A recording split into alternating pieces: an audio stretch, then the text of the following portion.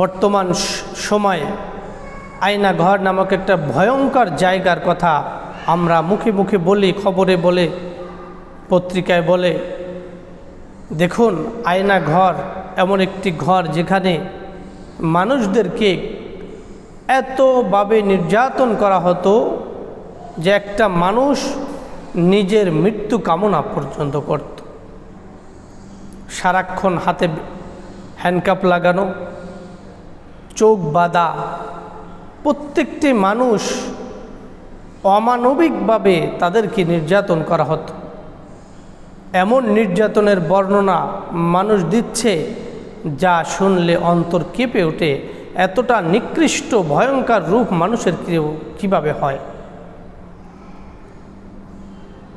যারা যে অপরাধ করছে তাদের প্রত্যেককে যদি সেইখানে নিয়ে এরকম টর্চার করা হয় তাহলে তাদের বুঝে আসতো যে এটা কতটা যন্ত্রণাদায়ক। পরিবার পরিজন ছেড়ে আছে না নাই, বেঁচে আছে, বেঁচে ফিরবে নাকি তার লাশ হয়ে আসবে বা লাশ পাবো কি না, কোনো নিশ্চয়তা নাই।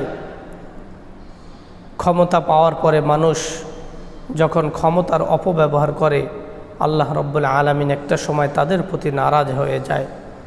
সব কিছু আল্লাহ তাআলা প্রকাশ করে দেন। এজন্য দুনিয়ার মানুষ, আপনি একটা বার নিজের থেকে, কোনো দলমত নয়, আপনি নিজের থেকে একটু চিন্তা করে দেখুন যে এই ঘরে এই অবস্থায় যদি আপনাকে রাখা হতো তাহলে আপনার মন মানসিকতা, আপনার অবস্থাটা কি হতো? আপনার দলের প্রয়োজন নয়, আপনি শুধু চিন্তা করুন যে আপনার অবস্থাটা কি হতো। এজন্য এ ধরনের কাজ আমরা কেউ করব না।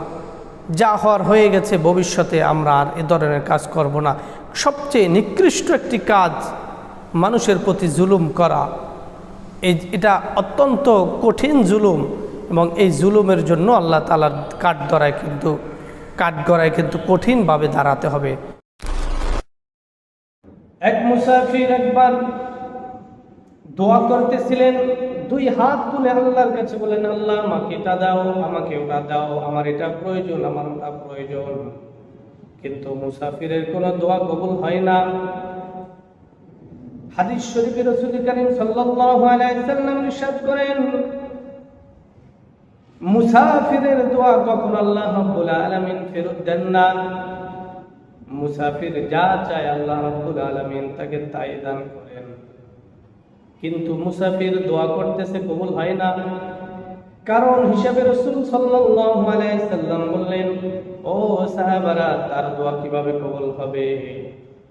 তার খাদ্য হারাম, তার খাদ্য হারাম, তার পানীয় হারাম, তার পোশাক হারাম, তার উপার্জন হারাম। খাদ্য, পানি, পোশাক, উপার্জন, চারটা জিনিস হারাম। হারাম নিয়ে আল্লাহর কাছে মুসাফির কেন মুস্তাজাবুদ দাওয়া যদি দোয়া করে তাও আল্লাহ কবুল করবেন না। কারণ যেই জিনিসের জন্য আল্লাহ তাআলা দোয়া কবুল করে থাকেন সেটা হলো হালাল খাওয়া প্রয়োজন, হালাল জিনিস করা প্রয়োজন, হালাল জিনিস পান করা প্রয়োজন, হালাল ভাবে উপার্জন করা প্রয়োজন। হারাম দিয়ে কখনো, হারামকে হারাম পোশাক দ্বারা, হারাম পানীয় দ্বারা, উপার্জন দ্বারা, এরপরে যদি সে মুসাফিরও হয় তাহলে আল্লাহ রাব্বুল আলামিন তার দোয়া কবুল করেন না। এটাই বাস্তব প্রমাণ। এজন্য রাসূল বললেন, ও সাহাবারা, তার দোয়া কিভাবে কবুল হবে? তার চারটা জিনিসই হারাম, যার কারণে তার দোয়া কবুল হয় না। এই হাদিসের মাধ্যমে জানা যায়, বোঝা যায় যে হালাল জিনিস দ্বারা, হালাল জিনিস না খেয়ে যদি আল্লাহর কাছে কিছু চাওয়া হয় তাহলে আল্লাহ রাব্বুল আলামিন কবুল করেন না। এজন্য নিজে আগে হালাল খাবো, হালাল পানীয় পান করব, হালাল পোশাক পরব, যেই টাকা হালাল এই টাকা দিয়ে আমি পোশাক পরিধান করব এবং উপার্জন করব হালাল ভাবে। চারটি জিনিস যদি করে আল্লাহর কাছে চাইতে পারি তাহলে মুসাফির প্রয়োজন নাই। আল্লাহ তাআলা এমনি মুসাফির ছাড়াও আল্লাহ তাআলা আমাদের দোয়া কবুল করবেন।